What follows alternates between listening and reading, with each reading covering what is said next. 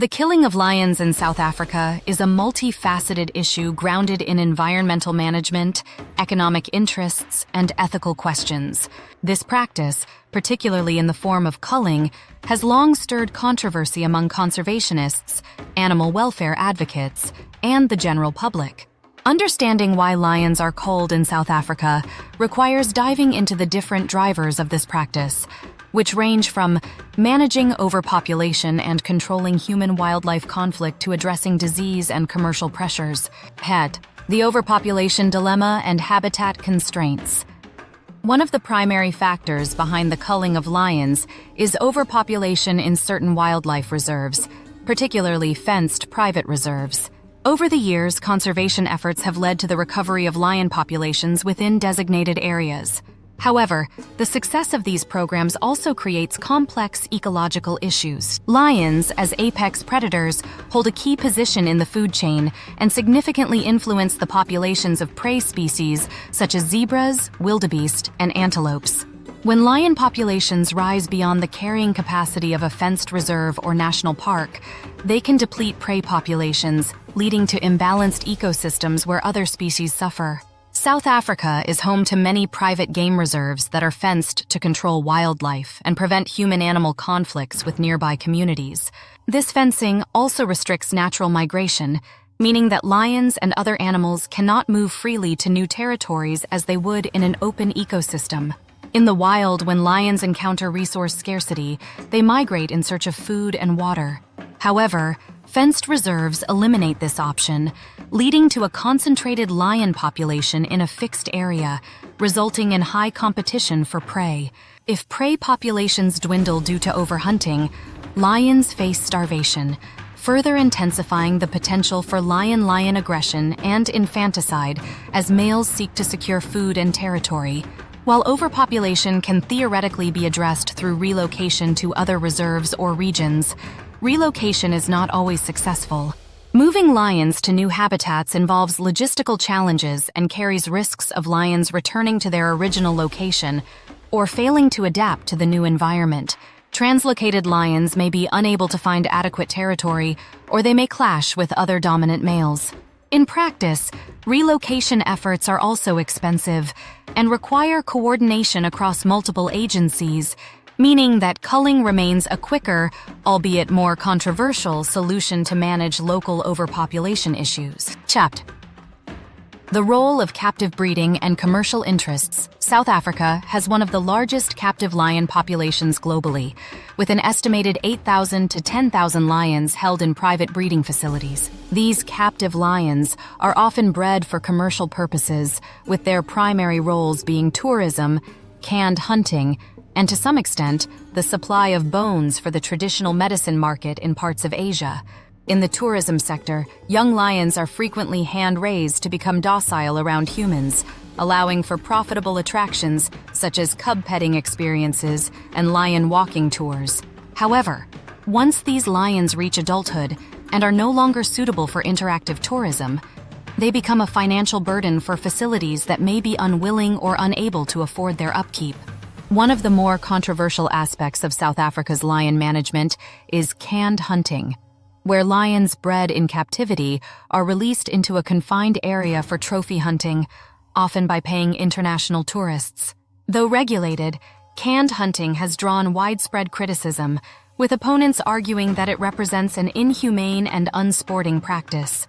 Facilities that engage in canned hunting sometimes face surplus lions, older or less attractive animals that are no longer profitable as hunting targets. Rather than invest in caring for these lions long-term, some facilities opt to cull them as a cost-effective measure. The commercial breeding of lions in captivity creates an ethical conundrum. Many welfare groups argue that the lions are treated as commodities, bred purely for profit without regard for their well-being or natural behaviors. Culling unwanted lions raises ethical questions about whether it is justifiable to breed animals with the intention of killing them when they no longer serve a purpose. Some organizations and activists are pushing for regulatory changes to limit or phase out commercial lion breeding in South Africa altogether, advocating for a shift toward more sustainable and humane wildlife practices. Human-wildlife conflict and its consequences.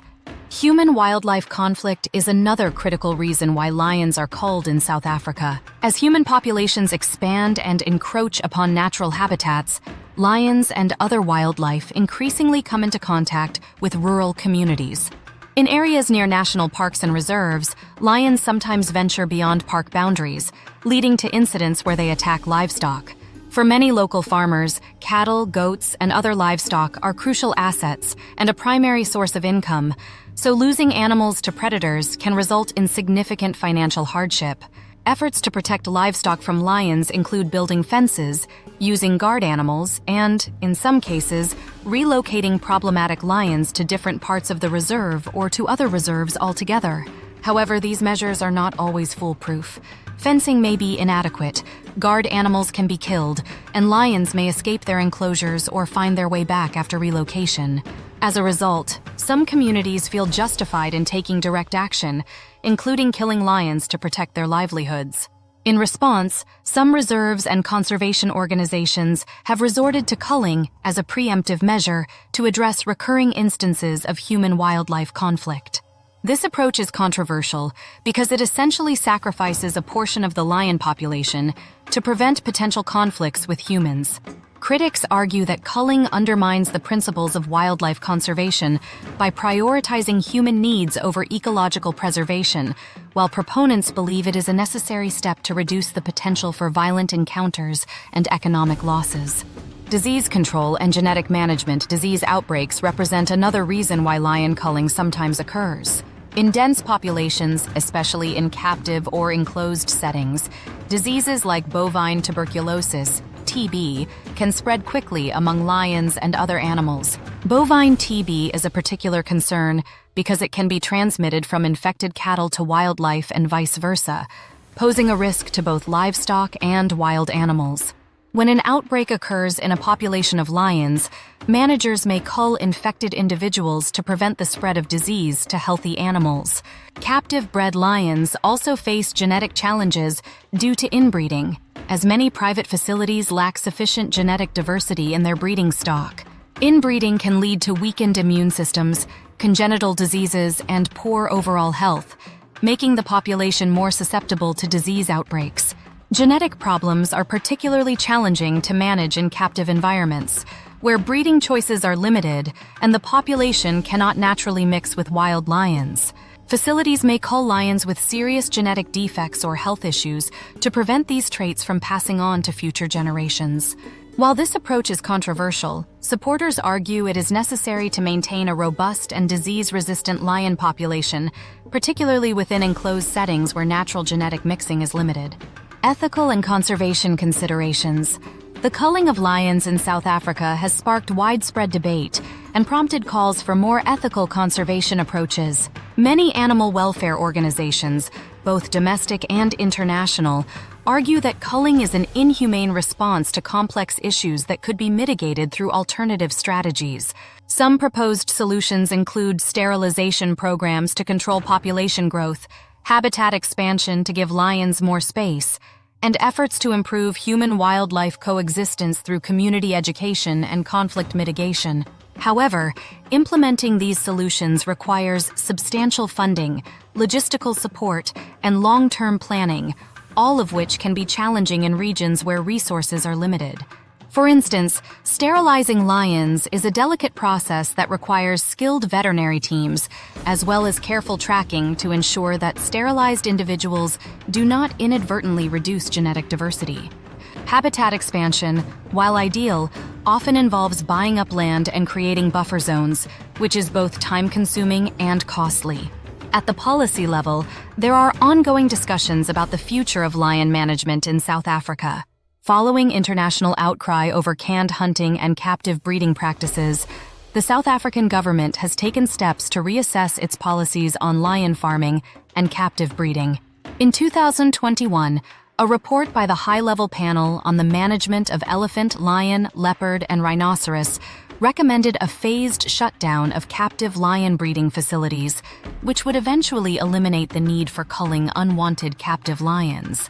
This recommendation is part of a broader movement toward ethical and sustainable wildlife management, emphasizing conservation over commercialization. EPAs, balancing conservation and economic interests. The culling of lions in South Africa ultimately reflects a broader struggle between economic interests, conservation goals, and ethical considerations. The country's wildlife sector generates significant revenue through tourism, trophy hunting, and wildlife products, all of which contribute to local economies and create employment opportunities. However, the methods used to sustain these industries, including captive breeding and hunting, are increasingly scrutinized by the global community, which demands higher ethical standards in wildlife management.